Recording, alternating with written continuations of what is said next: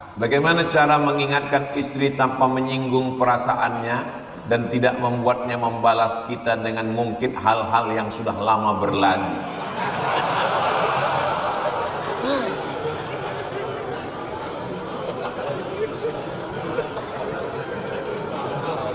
Sebetulnya ini tidak bisa dijawab dalam bentuk tanya jawab. Ini mesti satu sesi 1 jam. Karena memahami seluk-beluk pikiran perempuan itu sama seperti kita masuk ke pantai. Ketika kita masuk, kaki airnya sampai ke lutut, kita sangka laut itu dalamnya selutut. Sampai akhirnya kita ke tengah, tenggelam sepinggang, kita katakan laut itu dalamnya sepinggang. Sampai akhirnya kita ke tengah, tenggelam kita, rupanya dia memang tak bisa diselami. Kalau laki-laki itu to be or not to be, yes or no. Kalau perempuan mengatakan tidak, itu bisa jadi iya, bisa jadi tidak, bisa jadi pagi iya, sore tidak, bisa jadi kadang-kadang iya, kadang-kadang tidak. Maka diperlukan sensitivitas yang amat sangat tinggi. Itu maka balasannya adalah surga. Khairukum, orang yang paling baik di antara kamu, khairukum li ahli, orang yang paling baik kepada istrinya. Wa ana khairukum li ahli, aku orang yang paling baik kepada istriku, kata Nabi. Nah, jadi ya pandai-pandailah. Pandai-pandailah. Diam kita, diam, nampak dia diam, kita ajak ngobrol. Marah dia, aku lagi mau diam, jangan ajak ngobrol, diam kita. Terus dia bilang, sudah tahu aku dia mau minta rayu, kamu kok nggak ngobrol? Kita aja ngobrol. Memang serba salah memang. Makanya laki-laki banyak meninggal sekarang. Kecuali yang di sini, ini solihah-solihah semua. Ini ahli-ahli surga semua. Ini penghuni. Begitu cara melembutkan hati yang udah terluka.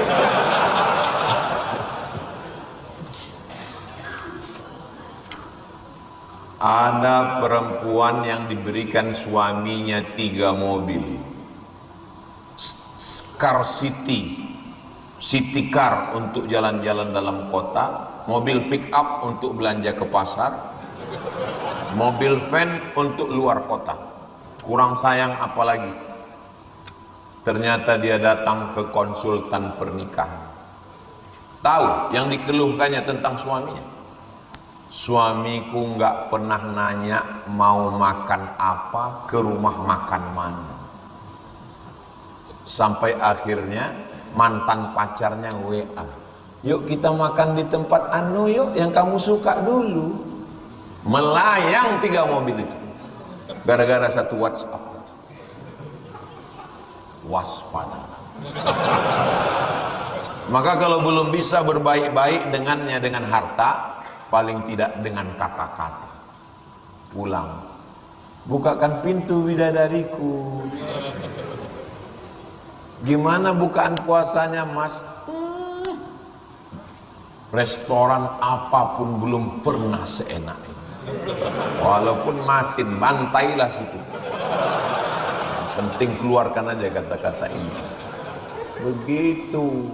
Lihatlah bagaimana Nabi memanggil istrinya. Ya Humaira, wahai engkau yang kulitnya putih kemerahan. Boleh saya panggil istri saya Humaira? Why not? Tapi dia nggak putih, kok nggak apa-apa. Menyenangkan. Pulang nanti panggil. Ya Humaira, kasih dia panggil. Jangan terlalu jujur. Ini laki-laki ini banyak terlalu jujur. Ya Hajar Aswad gitu. Apa kau bilang gitu? Sampai mati diingatnya. Kalau sampai bapak bilang begitu, nanti pas bapak koma di ruang ICU dibisikkannya, ya Hajar Aswad. Sampai pas anak kalian nikah nanti duduk di pelaminan, ya Hajar Aswad. Mati dia ingat. Perempuan ini memorinya kuat. Betul kan, Bu? Iya kata orang itu di atas. Perempuan ini sulit dipahami, nggak bisa dibaca oleh GPS. Laki-laki kalau mau beli pisau cukur, masuk dia ke minimarket, beli, bayar, pulang. Perempuan enggak, dia putar sana ke sana kemari, dia pulang, dia bilang lupa mau beli apa ini. Memang mesti sabar-sabar mendampingi. Tapi kalau kalian berhasil, kalian sudah mendapatkan 2 surga, surga di dunia dan surga di akhirat. Makanya kalau ada laki-laki yang takut ke istrinya, takut tersinggung, takut mencederai hatinya, seperti yang bertanya ini lah. Ini orang seperti ini kalau mati nggak kena azab kubur ini. Kata malaikat, ini nggak usah diazab, nah, udah azab kali di dunia.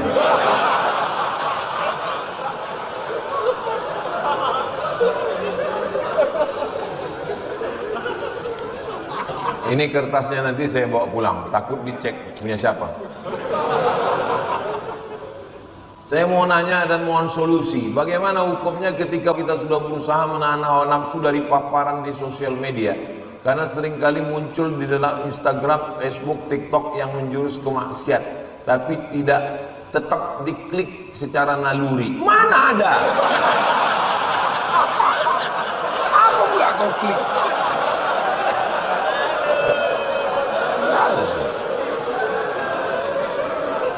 Ingat pesan Sayyidina Ali. Nabi berpesan kepada Sayyidina Ali, ya Ali, la tatsbi'in nazratan nazrata. Jangan kau iringkan satu pandangan ke pandangan berikutnya. Waktu itu belum ada sosial media.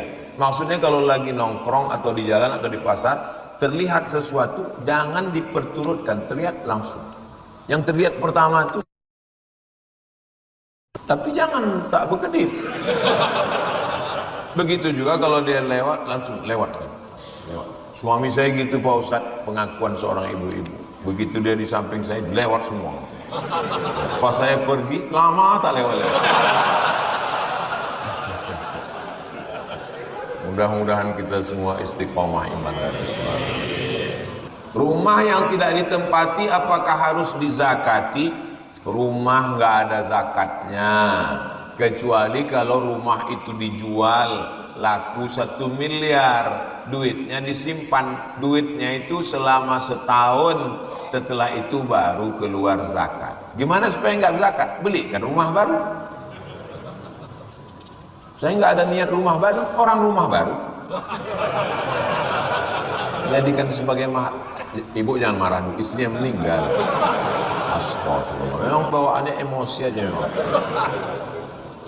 Mobil nggak ada zakatnya, kecuali mobil itu disewakan untuk pengantin Sabtu Ahad, untuk pengantin baru. Sabtu Ahad 2 juta, Sabtu Ahad 1 hari sewa 2 juta, 8 kali 16 juta. Dari 16 itulah keluar zakatnya, bukan dari harga mobil. Kecuali kalau dia jualan mobil, itu masuk zakat tijarah, zakat perdagangan namanya. Apa yang harus dilakukan anak kalau orang tua membuang anaknya? Dibuangnya anaknya dalam kardus, diletakkannya depan toko, menangis bayi itu, diambillah sama yang punya toko, dijaganya. Bingung dia pas membuat akte kelahiran. Bin siapa Pak? Bin kardus.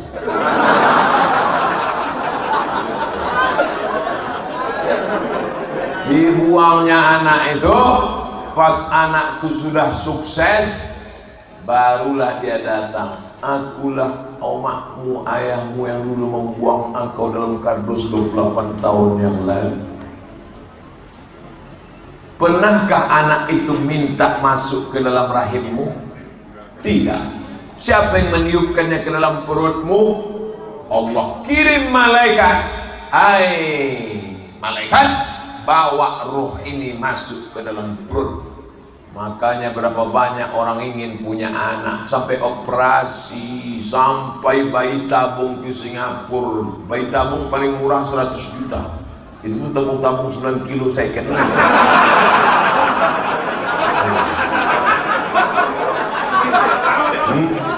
Tiba-tiba kalian begitu punya anak, kalian buang. Sedangkan membuang sampah di jalan saja ditangkap polisi di Singapura. membuang puntung rokok, membuang permen karet. Ini membuang anak titipan Allah Subhanahu wa taala. Jangan pernah terlintas di pikiran. Jangan pernah terlintas di pikiran. Jaga amanah ini. Man ala thalatha banatin, siapa yang merawat membesarkan 3 anak perempuan, fa'addabahunna, dididiknya dengan baik, wa zawwajahunna, dinikahkannya dengan orang baik-baik, dalam kurung anak remaja Masjid Nurul Huda, wa ahsana ilaihinna, dia buat baik sampai mati, falahul jannah, maka surgalah baginya. Kau bangun ruku, meninggal tinggal. Kau punya mobil, meninggal mati tinggal. Tapi ada amal yang tetap mengalir. Apa dia? Waladun salihun, anak yang soleh, bukan somat. Anak soleh. Oleh sebab itu hati-hati, yang dititipkan Allah amanah anak, bawa dia pengajian, masukkan dia ke pondok tahfiz Quran, daftarkan ke pondok pesantren. Yang anak perempuan suruh latih dia pakai jilbab panjang. Allah bisa karena biasa. Dari kecil terlonjak-lonjak, sudah besar terbawa-bawa, sudah tua terubah tidak. Begitu kata orang Melayu. Kalau hendak membentuk bulu, biarlah dari rebung. Alhamdulillah malam ini anak-anak muda ini semuanya dapat pahala. Kakinya dapat pahala, tangannya dapat pahala, HP-nya pun dapat pahala, walaupun casingnya Spiderman.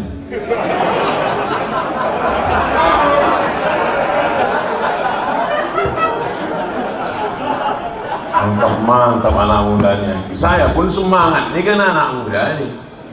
Semangat berapi-api malam ini kan anak muda. Kalau diturutkan susah hati, sedang risau ya. Anak muda. Untung yang saya tengok anak muda. Sempatlah awak-awak sama tua-tua. Udahlah awak sedang stres. Yang ditengok pula orang-orang udah mau diintai-intai malaikat maut. Ini ceramah. Assalamualaikum. Aku sebetulnya Pak, entahlah tahap lagi. Aku begitu menengok anak muda ini bangkit. Datang pula ketua panitia. Wow, begitu tadi saya mau maju, takbir, Allahu Akbar. Saya mendengar takbir tadi, saya takutkan berpecah kaca-kaca. Biasa. Ustaz ngomong gini bahasa basi apa serius? Seriuslah. Kami yang tua-tua ini masa hidup ini tak lama lagi. Saya lahir 1977, umur 24 tahun.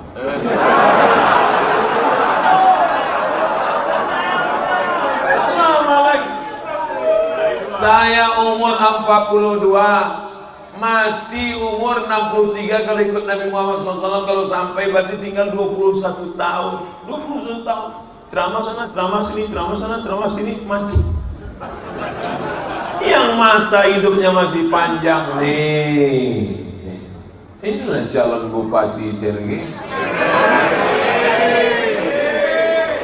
calon kepala dinas, kepala badan, kepala kantor, jadi Kapolri, jadi Kapolda, jadi Kapolsek, jadi supir angkot. Memang supir angkot. Memang supir angkot, tapi semua angkot di Sumatera Utara ini punya dia. Pas bilang punya semua, baru kalian bilang ada.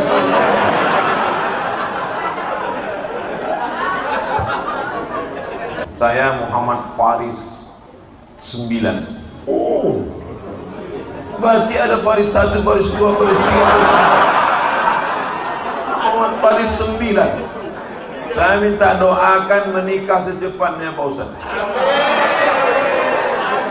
Calon sudah ada, mahar pun sudah ada, tinggal persetujuan orang tua. Bapak, ibu, anak bapak sudah pengajian, anak ibu sudah pengajian. Jangan sampai gara-gara persetujuan kalian tak dapatnya berzina dia, makan haram dia. Sebulan 4 kali dia jalan-jalan, kalian menanggung dosanya. Pak, kalian menanggung dosanya Bu. Mau kalian nanggung dosanya? Setuju ya anak-anak kalian yang mau nikah? Kalau tak setuju kalian dengan calonnya buat fit and proper test. Saya ulang sekali lagi, bapak ibu yang menghalang-halangi anak sudah mampu, sudah bekerja cukup modal, hanya karena tak suka, hanya karena tak suka sukunya, hanya karena tak suka latar belakangnya, padahal orang baik, beriman, takut sama Allah, kalian menanggung dosanya sampai dia akan nikah. Waspadalah. Mudah-mudahan setelah ini tak setuju, setuju nikah.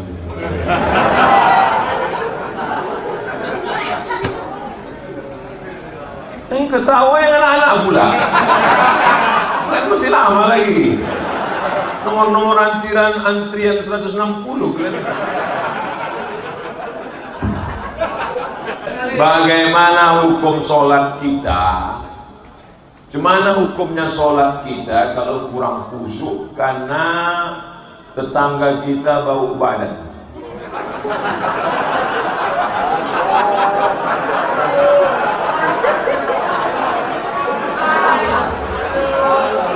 Man akala basolan, siapa yang makan basol bawang merah au zauman bawang putih, fala yaqrabanna musallana, jangan dekat-dekat tempat sholat kami, falyatazil masajidana, jangan masuk ke masjid kami. Habis makan bawang merah, bawang putih, belum gosok gigi masuk ke masjid. Ayatnya kurang lebih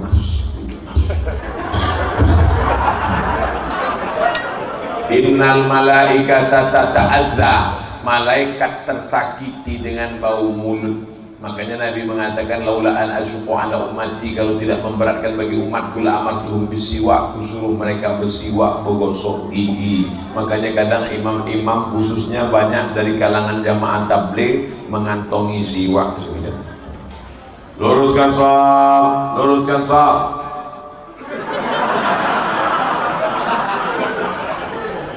Sunnah, yang main ketawakan sunnah, bekak mulut nanti. Bersiwak sebelum sholat. Orang Islam gosok gigi sehari 5 kali, sebelum subuh, sebelum zuhur, sebelum asar, sebelum maghrib, sebelum isya. Tak usah ajari orang Islam tentang kebersihan, sama mengajar itik berenang. Oleh sebab itu maka ini masalah bau mulut, bau. Adapun bau badan, cuma menghilangkannya makan garam Inggris, broklat. Tapi kalau udah makan itu pagi, sehari itu jangan pergi karena mencret. Jadi rupanya saluran usus kita ini, cobalah saluran paralon pipa itu diisi gula minyak, maka menggumpallah minyak-minyak dan gula-gula di usus itu kotor, sampah, busuk. Maka kalau dimakan itu dicucinya usus ini bersih. Setelah bersih hilanglah bau. Bau badan itu tak bisa dihilangkan pakai sampo, karena sampo untuk kepala. Bau badan tak bisa dihilangkan pakai sabun. Jangan menghilangkan bau badan dikunyah sabun, mati keracunan. Dengan cara membersihkan usus tadi, setelah bersih hilang bau badan. Ada orang bau badan, kalau ada orang susah mati, dekat dengan dia, sesak nafas mati kok. Assalamualaikum warahmatullahi wabarakatuh. Saya mau bertanya, cara yang baik menghindari dari teman yang ingin menghancurkan kita, atau dia tak ingin saya menjadi orang yang baik. Tinggalkan dia, hijrah. Karena kalau kau tetap sama dia, walaupun kau tak pakai sabu-sabu, paling tidak kau ikut duduk sama dia. Kalau datang razia BNN ketangkap juga. Kalaupun kau tak ikut pacaran, paling tidak kau ikut bersubhat, berkolusi dengan dia. Oleh sebab itu maka lawan, hijrah, pindah. Kalau saya tak berkawan dengan orang yang jahat, siapa yang nanti menasihati mereka? Saya khawatirnya kalian mancing ikan, mestinya kalian balik bawa ikan. Tapi kalau kalian tak kuat, kalian dilarikan ikan. Yang dipancing ikan paus, yang mancing beratnya 20 kilo, habis kalian dimakan ikan. Paham yang saya cakapkan nih? Buatlah komunitas pemuda hijrah. Jangan takut. Ini banyak yang takut nih. Nanti kalau udah hijrah nggak bisa pakai motor lagi. Nanti kalau kami sudah hijrah nggak bisa main futsal lagi. Tetap main futsal tapi pakai celana panjang. Ya, tetap main futsal tapi jam 6 stop. Ini main futsal sampai jam 9 malam. Maghrib hilang, isya hilang, balik tertidur. Capek mati. Siapa melarang kalian olahraga setelah hijrah? Setelah hijrah tetap boleh camping, outbound, silakan. Setelah hijrah tetap boleh main geng motor, apa salahnya? Pakai King Cobra, pakai Harley Davidson, pakai tetap. Cuman bedanya dulu waktu naik itu petantang petenteng, sekarang berzikir. Pas pelan-pelan tuh subhanallah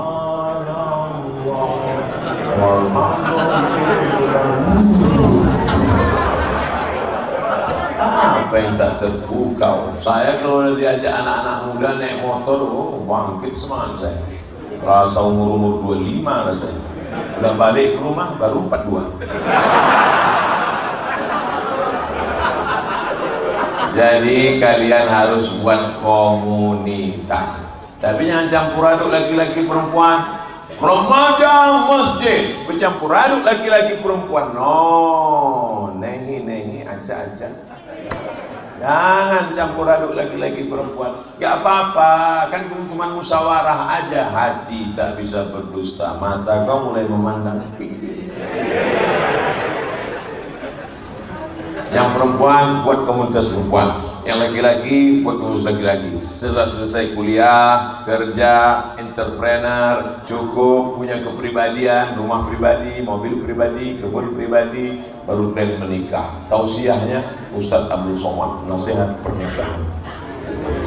Buat di sini nikah masal, buat tenda sekali akad 50 orang. Buat nikah masal, tapi yang ikut anak muda, jangan yang udah nikah mau ikut juga. Gimana kira-kira program nikah masal nih? Setuju tak anak muda nih? Nanti kita tetapkan tanggal. Siap? Tanggalnya siap, perempuannya tak ada.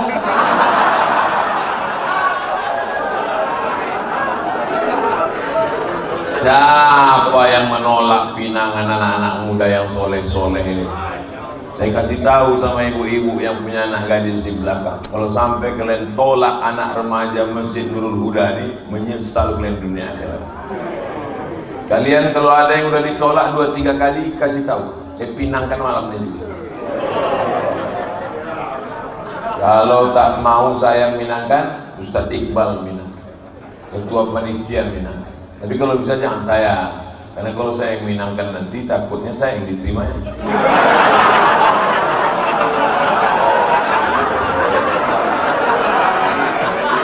Assalamualaikum Bu Ajah. Maksud kedatangan saya malam ini mau meminangkan salah satu dari anak muda remaja Masjid Nurul Huda. Kalau bisa terima. Sebentar ya Ustaz, kami tanya anak kami di kamar dulu. Tanya, nah itu ada orang Minang, kau mau yang mana? Mau yang Ustaz itu aja orang mana? Apa ya saya nolaknya kan?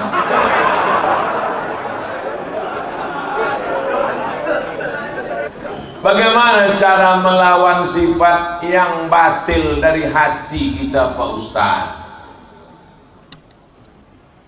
Ala fil jasadi mudghah, ketahuilah di dalam jasad itu ada segumpal. Idza salahat salahal jasadu kullu. Kalau yang segumpal ini baik, yang lain ikut baik. Mata baik, telinga baik, kaki baik. Tapi kalau yang segumpal ini rusak, fasadal jasadu kullu, yang lain ikut rusak. Ala wahyal qalb, yang segumpal itu adalah hati. Adalah tempat bersama Tuhan. kapan aku meminta segala doa. Saya kan tak mau aja buat album ini kalau mau. Mati artis-artis itu. Jadi semuanya berawal dari hati. Oleh sebab itu bersihkan hati. Ini kalau cerita masalah penyakit hati ini banyak sekali.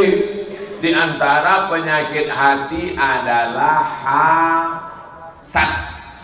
Hasad itu bahasa kitanya apa? Dengki. Nama penyakitnya hasad, nama orangnya hasid. Ustaz ini ngada-ngada aja. Kadang orang banyak tak percaya sama saya. Terus setelah saya sebutkan ayatnya, oh, wa min syarri itulah dia hasid. Wa min syarri hasidin idza hasad. Hasad nama penyakitnya, hasid nama orangnya. Kenapa dalam Quran itu hasidin? Ada baris bawah gua, hasidin. Makanya kalau ngasih nama anak jangan asal buka Quran. Ini lahir anak, buka Quran. Siapa namanya? Hasidin.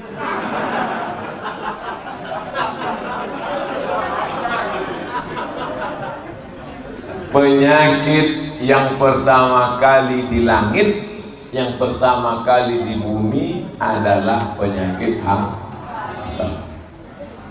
Siapa yang pertama kali terkena penyakit di langit? Iblis. Apa penyakit iblis? Hasad. Hasad itu apa? Tak senang menengok orang dapat nikmat. Apa penyakit hasad iblis? Tak senang nengok Adam dapat nikmat. Penyakit yang pertama di bumi, hasad. Siapa yang kena hasad? Kabil.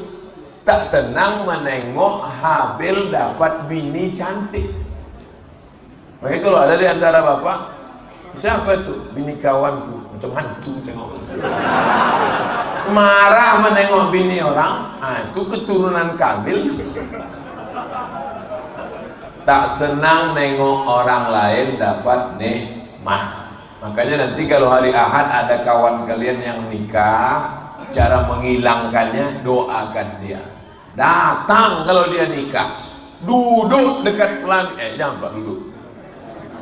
Lewat depan pelaminnya doakan. Barakallahu lakuma wa baraka alaikuma wa jama'a bainakuma fi khair. Barakallahu lakuma, semoga kalian berdua diberkahi Allah. Wa baraka alaikuma, semoga kalian berdua. Jangan hasad tak mau datang.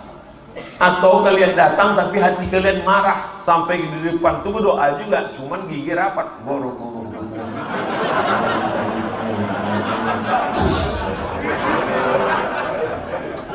Ibu juga jangan hasad, Bu. Ya, itu yang nikah di hotel itu siapa? Kawan anak saya.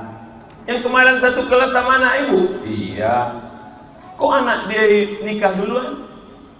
Iyalah, dia pakai pelet. Dia pakai dukun. Doakan mudah-mudahan dia dapat anak keturunan yang soleh dan solehah. Amin. Jodoh kalian insya Allah akan dikirimkan Allah. Kenapa belum nikah juga? On the way. Begitu caranya. Ini tak lama lagi kan bulan Muharram, bulan Safar, Rabiul Awal, Rabiul Akhir, Jumadil Awal, Jumadil Akhir, Rajab, Syaban, Ramadan. Di bulan Ramadan yang belum nikah ini, mudah-mudahan nanti Ramadan dibangunkan oleh istrinya sahur.